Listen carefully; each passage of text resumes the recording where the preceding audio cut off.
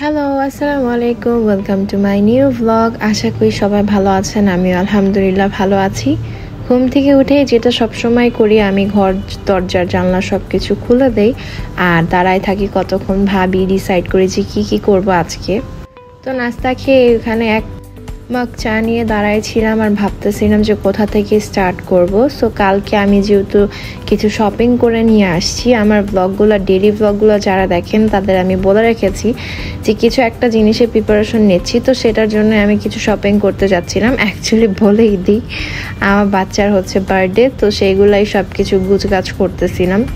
কালকে আমি যে শপিং করে নিয়ে আসছি এগুলা এখন যেটা করবো, একটা একটা করে সব কিছু গুছায় রাখবো আর কি, জায়গা মতো সব কিছু রেখে দেব। তো আমি একটা জিনিস খুঁজে পেয়েছি, এই একটু আগে যেটা দেখালাম সেটা হচ্ছে আমার বাচ্চার নাম লেখা আছে। সো এটা তাদের নাকি বলে দিলে, তাদের যদি আমি বলি দোকানে যে এরকম আমার নামের ওয়ার্ড দরকার, তো তারা এভাবে ম্যাচ করে দিয়ে দেয়। তো ট্রাই করেছি সব কিছু একবারে নিয়ে আসার, আর আমি একটা একটা করে গুছায় রাখতেছিলাম। সাথে কিছু জিনিস চোখের সামনে যেগুলো পড়েছে ওগুলোও কিনেছি।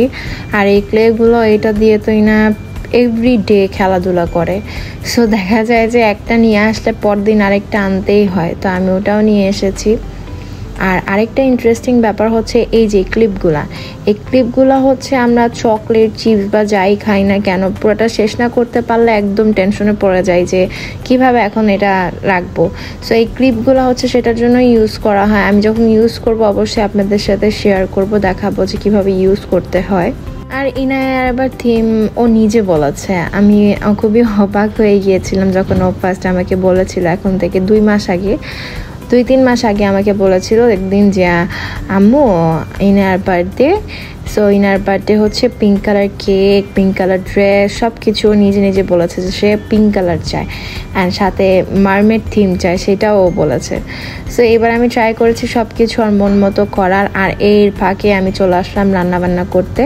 তো ফার্স্টেই হচ্ছে চিংড়ি ভুনা করে নিচ্ছিলাম টমেটো দিয়ে। কার কার টমেটো দিয়ে চিংড়ি খেতে মজা লাগে অবশ্যই কমেন্ট করে জানাবেন। সাথে পাতলা ডাল ছিল আর একটা ভাজি করে নিচ্ছিলাম, যেহেতু এখন হচ্ছে ফুলকপির সিজন, সো ভাবলাম যে আলু দিয়ে কেননা রান্না করি, তো ফার্স্টে একটু ভেজে নিয়ে তারপর আলুটা অ্যাড করে দিয়েছি।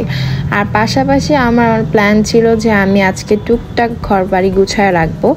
নেক্সট ব্লগে অবশ্যই আপনারা জানতে পারবেন যে আমাদের বাসায় কে আসতেছে আর কবে হচ্ছে বার্থডে।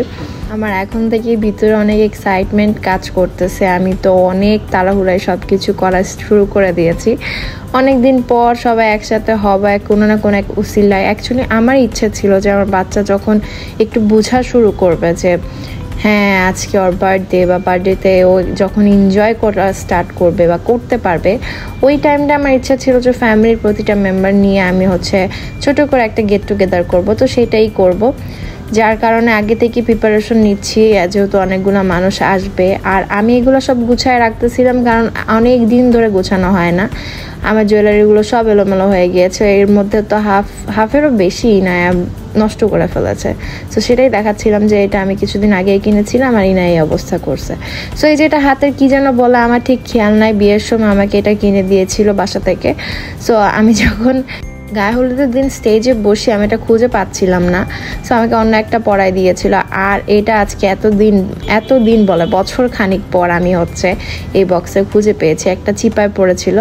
সো সেটাই দেখাচ্ছিলাম। আর এখানে হচ্ছে আমি পাশাপাশি আমার ফোনের কভারগুলোও দেখতেছিলাম, ক্লিন করে রাখতেছিলাম। অ্যাকচুয়ালি আহামরি অত একটা নেই, বাট স্টিল যা আছে সব কিছু একটু গুছায় রাখতেছিলাম। আমার কাছে এই জিনিসগুলো অনেক অনেক ভালো লাগে। আমি প্রতিটা জিনিস একটা একটা করে গুছায় রাখি আর হাতের কাছে রাখি, যেন যখন যেটা দরকার আমি পাই। সো এখানে হচ্ছে ইনায়ার সাথে বিকালে খাওয়া দাওয়া শেষ করে একটু ঘুমাচ্ছিল। ঘুম থেকে উঠে ওকে আমি সবসময় ট্রাই করি, যেহেতু এটা লার্নিং টাইম, তো ওর সাথে হচ্ছে আমি স্টাডি করতেছিলাম, ওকে শেখাচ্ছিলাম সব কিছু যে কিভাবে কি করতে হয়। আর ও মাশাল্লাহ সব কিছু অনেক সুন্দর করে ইজিলি ক্যাচ করে। এর মধ্যে যেহেতু স্যাটারডে ছিল, ফ্রাইডে স্যাটারডে ইনার পাপার অফিস অফ থাকে, তো আমি বলতেছিল যে চলে আসো, তোমাদের জন্য অনেক রান্না বান্না করেছি। সো চট করে রেডি হয়ে গেলাম আর আম্মুর বাসায় চলে আসলাম। আর আম্মু অ্যাজ ইউজুয়াল সবসময় এত কিছু রান্না করে, যখনই যাই না কেন আম্মু পুরো টেবিলটা ভরে গুছায় সব কিছু রেখে দেয় যে আমার মেয়ে আসবে, একটা একটা করে খাবে। আর আম্মু ওয়েটও করতে থাকে, দেখা যায় যে যেদিন আম্মু ইনভাইট করে সেদিন সারাদিন ওয়েট করে যে আমি কখন যাব, কখন খাবো, তারপর যে সে শান্তি পাবে। সো সব কিছু শেষ করে এরপরে আসার সময় হচ্ছে আমি একটু ইউনিমার্টে গিয়েছিলাম।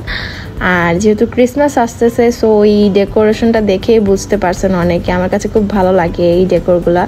আর তার থেকে বেশি ভালো লাগে গ্রোসারি শপিং করতে। সো আমার হচ্ছে প্রায় ইনার অনেকগুলো খাবার শেষ হয়ে গিয়েছিল, তো ইনার খাবার নিতেই মেনলি এখানে আসছিলাম।